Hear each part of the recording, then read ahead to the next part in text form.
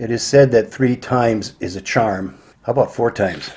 This is what I found tonight, November 8th, about 9:30 p.m. I've seen this 3 times before, and I don't think it was a coincidence. I think it was the Lord sending a message to his bride. So I'm sending it to you, his bride. And I will attach the last video I had on this, reviewing the 3 prior moon in the heart silhouette nighttime manifestations that the Lord gave me these last couple years. Again, this was all by accident. I just walked out my front door, standing on the exact same spot, looked up, and there was the moon, right where you're seeing it. And if that is not enough to blow your mind, I saw just to the left of it, this red star. It turned out to be Betelgeuse. And about almost 2 hours later, this is where Betelgeuse ended up. Same night, November 8th, a little less than 2 hours apart.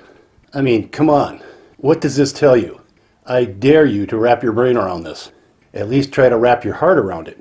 So, fly me to the moon. And all of you out there that are in the bride, this is for you.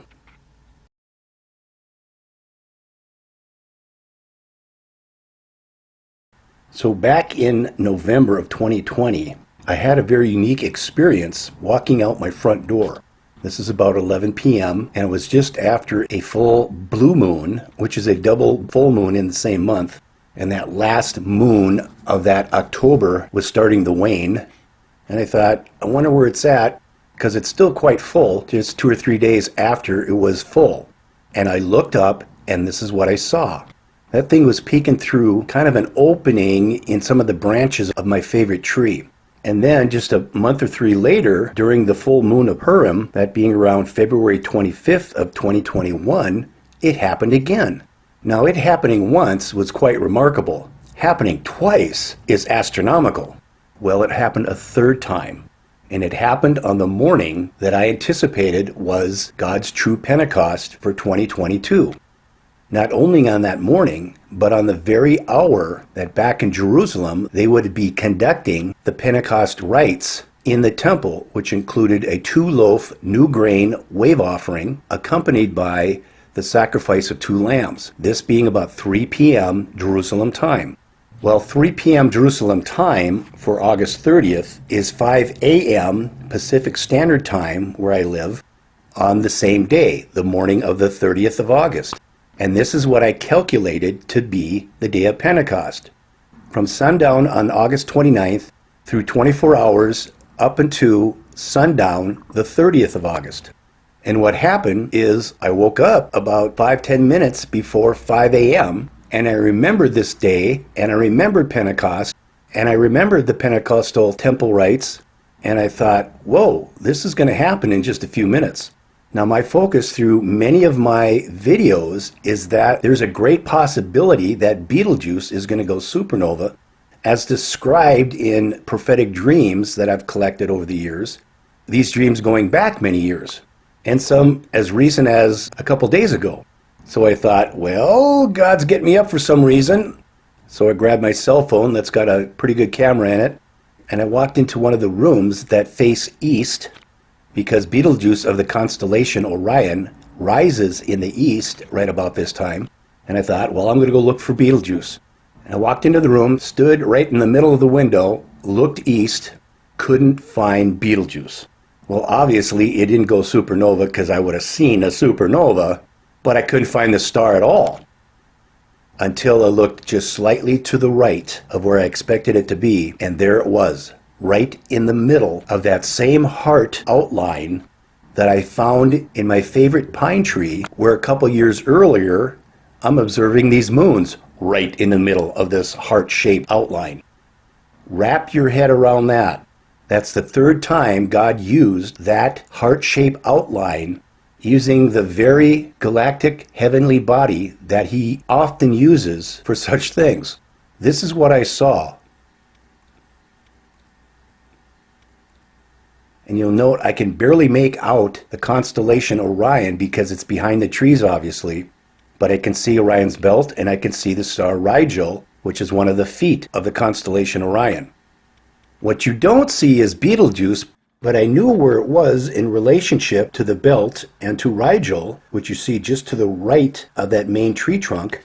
And I'm pretty sure, when estimating its location in relationship to Orion's belt and Rigel, that it's going to be right behind those two little branches in the middle of that heart silhouette. So I'm kind of looking back and forth and up and down and putting my head to the left and to the right, and I could see it flicker through the two branches that meet in the middle of this heart. Now take a look at both of these pictures when this was displayed through the tree by, I believe, the Lord, in the middle of this heart-shaped outline with the moon right there in the center. After a couple postings of this video, and again, I put it at the very end of this video, so you can go watch that. It's only about 5 minutes long. I had a number of people saying, if you look close enough and use a little bit of imagination, you see the bridegroom on the left and the bride on the right, and their arms are crossing over that heart shape and they're holding hands.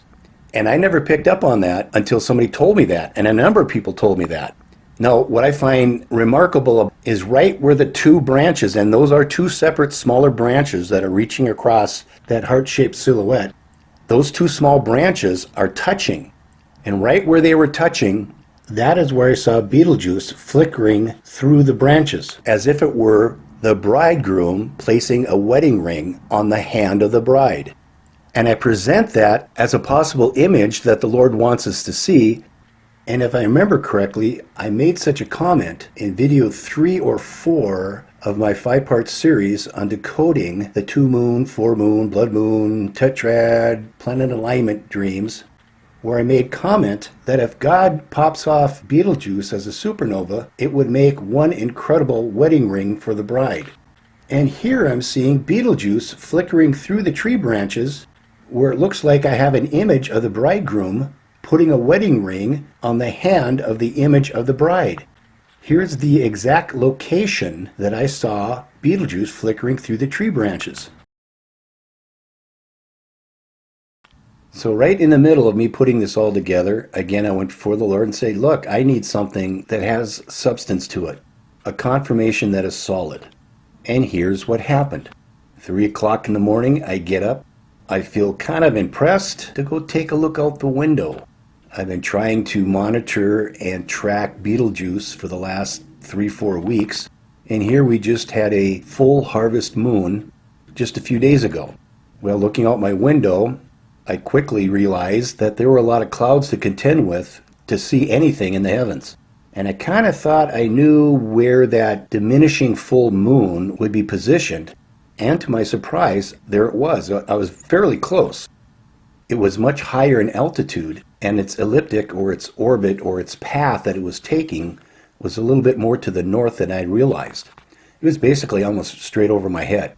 And I thought, wow, I wonder if I went down and stood in front of my house in the place where I stood 2 years earlier, twice, just how close would that moon be in relationship to that heart-shaped silhouette where the Lord had the moon peeking through that heart-shaped silhouette, which I interpreted to be, as it were, a message to his bride.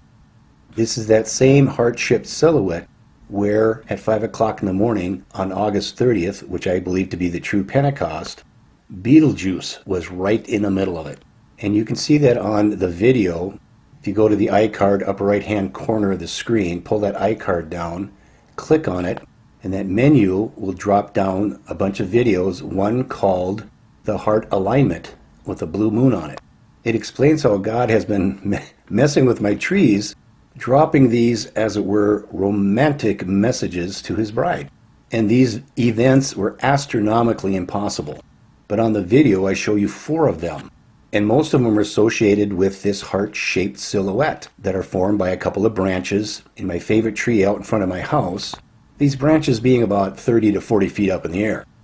Well, here I am. I get up at 3 o'clock in the morning, feel impressed to look out my window, look and look and look, and oh, there is that harvest moon, which is still almost full. And now I feel impressed to step outside my front door, stand where I was standing these many months earlier to see these events unfold. I wonder where that moon's going to be. So I did that, 3 o'clock in the morning, in my pajamas. I'm glad nobody else was out there because they probably would have called the cops. But anyway, nope, moon's not there. Too many clouds. Thank God, and go back to sleep. And oops, wait, what's that? right on the outer edge of what's left of that heart-shaped silhouette formed by those branches. And it's a little bit more deformed now because after 20 months, these branches grew a little bit. And actually, they grew a lot bit, so that heart shape wasn't a perfect heart shape as it was almost 2 years earlier. But there the moon was, just on the edge of that heart shape in the branches. So I took 3 steps to the left, just 3 steps. And that pearl of great price, that moon, was right in the middle of that heart. And I'll put the pictures up of the tree and of the heart shape and of the moon shining through, just like it did almost 2 years earlier. And I lie not. I have tried lining that moon up dozens and dozens of times, not even getting close. But 3 o'clock in the morning, just shortly before asking God for some solid confirmation, here I am standing out in front of my house on almost the exact location where this happened 2 years earlier, looking up at an almost full moon shining through this heart-shaped silhouette. And then I remembered when I first witnessed the moon shining through this heart-shaped silhouette here nearly 2 years ago, I actually said out loud to myself, this will happen a third time, because God's going to put triple emphasis of this message of love to his bride. And when that third time rolls around, it's going to be at a time when things are going to pop. So that's my story, and I'm sticking to it. It doesn't guarantee anything, but it sure was comforting at the time. And for this to happen with the moon 3 times is astronomically impossible when examined under the microscope of the science of probabilities. So I encourage you to watch that video called Heart Alignment. And now you have one more moon event through that heart-shaped silhouette that you can add to it. And for those who have eyes to see, go ahead and receive it as a message from your beloved to you.